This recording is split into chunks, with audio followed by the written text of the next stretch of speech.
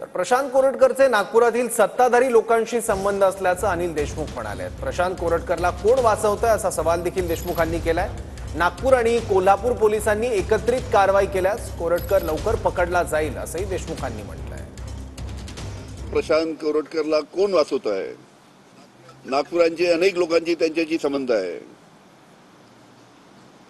जे सध्या सत्तेमध्ये आहे।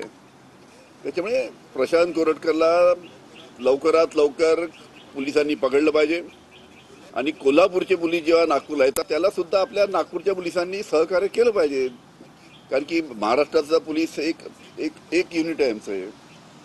त्याच्यामुळे एकत्र मिळून कोल्हापूर पोलिसांनी नागपूर पोलीस यांनी एकत्र मिळून कारवाई केली तर लवकरात लवकर प्रशांत कोरटकरला पकडण्यामध्ये यश मिळेल। चाललेलं आहे, पोलीस यंत्रणेचं काम करतायत।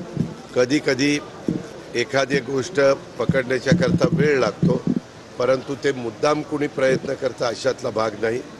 आजपर्यंत कुठल्याही न्यायालयाने त्यांना जामीन मंजूर केलेला नाही आहे आणि त्याच्यामुळं जे काही चुकीचं वागत असतील ते कुठल्या गटाचे तटाचे पक्षाचे कुणी असू द्या, त्यांच्यावर कारवाई संविधानाच्या, कायद्याच्या आणि नियमाच्या ह्या सगळ्या जो काही त्याचा हे आहे त्या निमित्तानं आम्ही त्या ठिकाणी घेतो।